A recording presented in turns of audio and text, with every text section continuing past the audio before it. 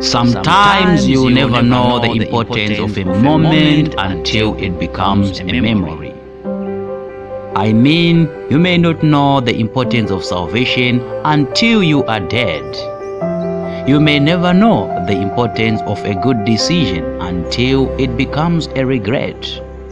So, utilize every second in life and bring out the best as well as making good choices.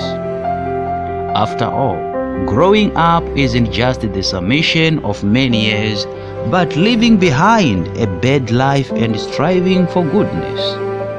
Remember, life means nothing when you are leading nowhere, for without a vision and a mission, any road will get you there, in which most roads are destructive. So hold on to salvation. Existence begins at birth, but life begins when you receive Jesus Christ. So, cease to exist and live life the right way, for there is no award for being evil, neither a cost in just being good. Stay blessed. Shalom.